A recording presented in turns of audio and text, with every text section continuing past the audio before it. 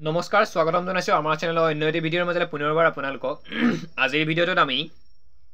ADRE যি exam হৈ গ'ল গ্ৰেড 3 আৰু গ্ৰেড 4 সেই এক্সামসমূহ আপোনাৰ যদি বেয়া হৈছিল বা সেই এক্সামখিনি বেয়া হোৱাৰ কাৰণ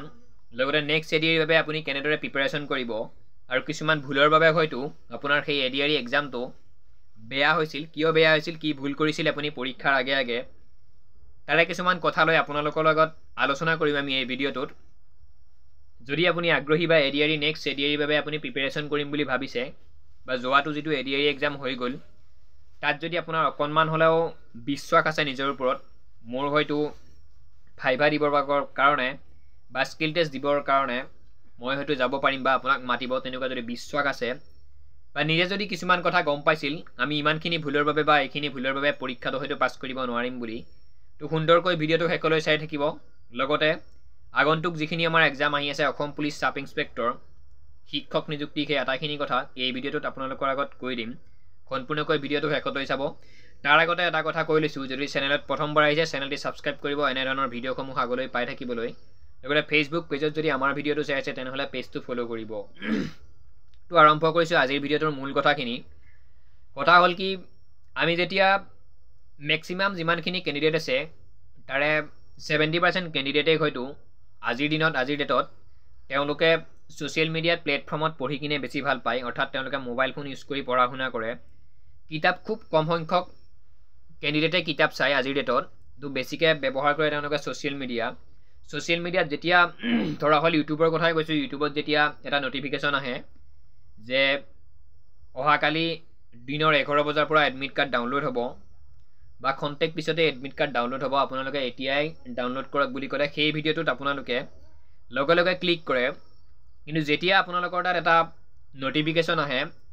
ইণ্ডিয়ান হিষ্ট্ৰীৰ ফালৰ পৰা 100টা কুৱেশ্যন হয়তো ভিডিঅ'টো অকণমান দীঘলীয়া হ'ব পাৰে তেওঁলোকে কনচেপ্ট ৱাইজ সেই প্ৰশ্ন উত্তৰখিনি আপোনালোকক বুজাই দিয়ে ভাঙি বাতি কৰি দিয়ে কিন্তু সেই ভিডিঅ'টোৰ ফালে আপুনি আগবাঢ়ে যেতিয়া নটিফিকেশ্যন আহিব অহাকালি এডমিট ডাউনলোড হ'ব এডিআৰইৰ অহাকালি এডমিট ডাউনলোড হ'ব অসম পুলিচৰ সেই আটাইখিনি কথা যদি খুব কম সময়ৰ ভিতৰত যদি আপোনাক কৈ দিয়ে তেতিয়াহ'লে সেই ভিডিঅ'টোৰ পিনে আপুনি ইমান লৰালৰি কৰি যায় যেন আৰু আপুনি এডমিট কাৰ্ড নাপাব অহাকালি যেতিয়া এডমিট কাৰ্ড ডাউনলোড হ'ব সেই কথাটো যদি আপুনি কালিও চাই বা এঘণ্টা পিছত এডমিট ডাউনলোড হ'ব বুলিও কিছুমানে ভিডিঅ' দি দিয়ে যদি এঘণ্টা পিছতো আপুনি ভিডিঅ'টো চাই বা যদি দিনৰ 12টা বজাত সেই নটিফিকেশ্যনটো আহিছিল আপুনি যদি আবেলিলৈও সেই ভিডিঅ'টো চাই তেতিয়াহ'লেতো নিশ্চিতভাৱে আপুনি গমেই পাব যদি এডমিট আহিছে অহা নাই কিন্তু ভিডিঅ'টোত একচুৱেলি আচলতে এডমিট ডাউনলোড হৈ আছে বুলি কৈ কিনে থাম্বনেইলত আপোনালোকক এডমিটটো ডাউনলোড তেওঁলোকে কৰাটো দেখুওৱা নাই অহাকালি বা 2-3 দিন পিছতে আপোনালোকক এডমিটটো ডাউনলোড কৰা বুলি কৈছিল কিন্তু পঢ়াৰ ভিডিঅ' যেতিয়া আপোনালোকৰ মোবাইলত আহে তেতিয়া কিন্তু আপোনালোকে নেচায় কিছুমান অলাগতিয়াল বস্তু হয়তো চাই আপোনালোকে ইনষ্টাগ্ৰামত ৰিলছ চাই কিবা কিবি চাই কিনে আপোনালোকৰ সময়টো নষ্ট কৰে তো পৰীক্ষা বেয়া হোৱাৰ কাৰণ বেলেগ একো নাই আপোনালোকে নপঢ়া মেইন কাৰণ হৈছে সেইটো আজি কিছুমান 4th গ্ৰেডৰ কেণ্ডিডেটে কৈ আছে আমি BA পাছ কৰা MA পাছ কৰা কেণ্ডিডেটৰ লগত কেনেকৈ ফেৰ মাৰিম বুলি হয় ফেৰ মাৰিব আপোনালোকে নোৱাৰে সেইটো কথা সত্য কিন্তু নিজে অকণমান পঢ়িবও লাগিব নিজে অকণমান চেষ্টা কৰিবও লাগিব তেতিয়াহে হয়তো এটা পৰীক্ষাত আপুনি বহি কিনে অকণমান শান্তি পাব আপোনাৰ এক্সামটো এটলিষ্ট ভাল হৈছে বুলি তো নপঢ়াৰ কাৰণেই আপোনালোকৰ পৰীক্ষা বেয়া হৈছে বেলেগ একো নাই যিখন ড্ৰাইভাৰৰ পেপাৰ আছিল এডিআৰইত সেই পেপাৰখনটো সহজ আহিছিল 3rd গ্ৰেডৰ পেপাৰ হিচাপে তাতো কিছুমানে মোক কৈছে বা কমেণ্ট কৰিছে মোৰ ভিডিঅ'ত ড্ৰাইভাৰৰ পেপাৰখন আমি টান পাইছোঁ বুলি এতিয়া আপোনালোকে নিজে কওক ড্ৰাইভাৰৰ পেপাৰখন বাৰু টান আহিছিল নেকি ড্ৰাইভাৰৰ পেপাৰখন ইমান টান অহা নাছিল 3rd গ্ৰেডৰ পেপাৰ হিচাপে তো তেনেকুৱা কথা পৰীক্ষা বেয়া হোৱাৰ অন্য একো কাৰণ নাই আপোনালোকে নপঢ়ে সিমানটোৱে আপোনালোকৰ কাৰণ আৰু এডমিট আপোনালোকে হয়তো পৰীক্ষাৰ 10 দিন বা 15 দিন আগত ডাউনলোড কৰিছে তাৰপিছতহে আপোনালোকে পঢ়া শুনা ষ্টাৰ্ট কৰিছে যদি সঠিকভাৱে আপুনি এটা সংস্থাপন ল'ব বিচাৰে চৰকাৰী সংস্থাপন বা চৰকাৰী চাকৰি এটা ল'ব বিচাৰে আপুনি পৰীক্ষাৰ 15 দিন আগত পঢ়িলে নহ'ব পৰীক্ষাৰ এমাহ আগত পঢ়িলে নহ'ব পৰীক্ষাৰ 6 মাহ 7 মাহ আগৰ পৰা প্ৰিপাৰেচন কৰিব লাগিব এনেকুৱা কেণ্ডিডেটো আছে 1 বছৰ প্ৰিপাৰেচন কৰিও তেওঁলোকে 1-2 নম্বৰৰ বাবে চাকৰি নাপায় আৰু চাওক আপুনি বিচাৰিছে 10-15 দিন পঢ়ি কিনে পৰীক্ষা দি আপুনি চাকৰি ল'ম বুলি যদি ভাবিছে সেয়া সম্পূৰ্ণ মিছা কথা গতিকে এডিআৰই নেক্সট যিটো এক্সাম আহি আছে সেই এক্সামৰ বাবে যদি আপোনালোকে প্ৰস্তুতি কৰিব বিচাৰিছে আমাৰ চেনেলৰ লগত জড়িত হৈ থাকিব চেনেলটি ছাবস্ক্ৰাইব কৰিব আমি আপোনালোকক কেনেকুৱা ধৰণৰ প্ৰশ্ন উত্তৰ আহে লগতে সেই খবৰসমূহ আপোনালোকক আগতীয়াকৈ দি থাকোঁ তো পৰীক্ষা বেয়া হোৱাৰ বেলেগ একো কাৰণ নাই আপোনালোকে নপঢ়ে যদি এডিআৰই নেক্সট এডিআৰইত যদি আপুনি এটা চাকৰি ল'ম বুলি ভাবি আছে এতিয়াৰ পৰা পঢ়া শুনা কৰক কিয়নো মে' মাহত নটিফিকেশ্যন আহিব ক'ত কিমান পোষ্ট আছে আৰু কিন্তু অনলাইন হ'ব মাৰ্চ আৰু ফেব্ৰুৱাৰী মাহৰ পৰাই হয়তো অনলাইন হ'ব আৰু মাজত 2-3 মাহ 4 মাহ তেনেকুৱা সময় আছে এতিয়াৰ পৰাই প্ৰিপাৰেচন কৰক এটলিষ্ট আপোনালোকৰ পৰীক্ষাটো ভাল হ'ব এয়া আছিল পৰীক্ষা বেয়া হোৱাৰ হয়তো আপোনালোকৰ কাৰণ আৰু কিছুমানে ওএমআৰ চিট ভুল কৰিছে এতিয়া কিছুমানে মোৰ তাত কমেন্ট কৰিছে দাদা আমি 0 ঠাইত 1 লিখিলো 1 ঠাইত 2 লিখিলো তেনেকুৱাকৈ ৰোল নম্বৰৰ ক্ষেত্ৰত তেনেকুৱাকৈ তেওঁলোকে কৈ আছে তো ওএমআৰ চিট যিখিনি ভুল হৈছে তেওঁলোকৰ ৰিজাল্ট আহিব পাৰে কিন্তু আপোনালোকৰ যদিও পাছ কৰিছিল যদিও আপোনাৰ পৰীক্ষা ভাল হৈছিল সেয়া কিন্তু আপুনি পাছ নকৰে আপুনি হয়তো ওএমআৰ চিট ভুল কৰাৰ কাৰণে আপোনাৰ ৰিজাল্টটো তেওঁলোকে দি দিব কিন্তু বেয়া বুলিয়েই দিব ৰিজাল্টটো আৰু আপুনি নিজেও গম পায় বেয়া যেতিয়া হৈছে মোৰ আপুনি আৰু ৰিকল নকৰে কাৰণ ৰিকল কৰিলেও তেওঁলোকে আপোনালোকক এটাই কথা ক'ব যদি পৰীক্ষাটো ভালো হৈছিল যদি ওএমআৰ চিট ভুল কৰিছে ৰিজাল্টটো তেওঁলোকে বেয়া বুলিয়েই দিব যদি আপুনি ৰিকল কৰে যদি মোৰ আপুনি চাব বিচাৰে ওএমআৰ চিট যেহেতু এতিয়া দিয়ে আছে আৰু যেতিয়া আমি আপুনি ডাইৰেক্ট অফিচিয়েলি চাব প্ৰত্যক্ষভাৱে যেতিয়া চাব তেতিয়া আপুনি গমেই পাব যে মোৰ ওএমআৰ চিটখন ভুল হৈছিল সেইভাবে হয়তো আপোনাৰ ৰিজাল্ট অহা নাছিল বা সেইভাবে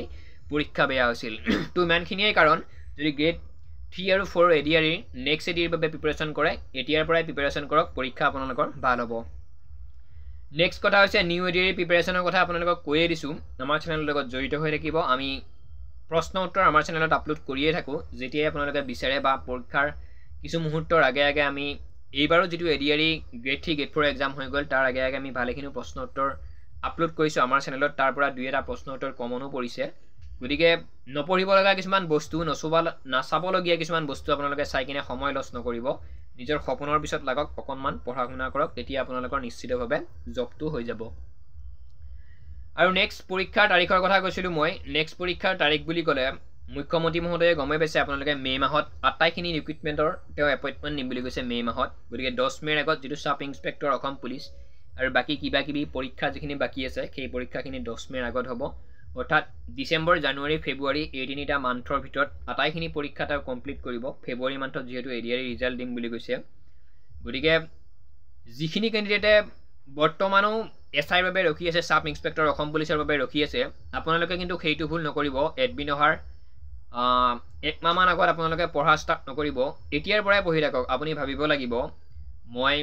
পৰীক্ষা যেহেতু দিমেই তো প্ৰিপাৰেচন এতিয়াৰ পৰাই কৰক আপোনালোকে কিন্তু এডিআৰ যিখিনি ভুল কৰিছিল আপোনালোকে এডমিট অহাৰ পৰা ষ্টাৰ্ট কৰিছিল আপোনালোকে পঢ়াৰ এসআই কিন্তু তেনেকুৱা বস্তু নহয় এডিআৰ টো আপোনালোকে এসআই টো এডিআৰ লগত মিলালে নহব হয়তো কিছুমানে ভাবিব পাৰে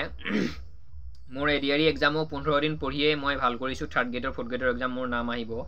এসআই হেতু আপোনালোকে ভুল নকৰিব সাব ইন্সপেক্টৰ ইমান সহজ পৰীক্ষা নহয় আপোনালোকে যদি তেনেকুৱাকৈ ভাবি আছে আমাৰ এডমিট কাৰ্ড আহিলেহে আমি পঢ়িম বুলি সেয়া কিন্তু ভুল কেতিয়াও পৰীক্ষা আপুনি পাছ কৰিব নোৱাৰে তো সম্পূৰ্ণ ভিডিওটো ইমানেই আছিল সকলোৰে পৰীক্ষা ভাল হওক তাকে কামনা কৰিছো আৰু আমাৰ চেনেলত যদি আপুনি নতুনকৈ আহিছে চেনেলটো সাবস্ক্ৰাইব কৰিব লগতে ফেসবুক পেজত যদি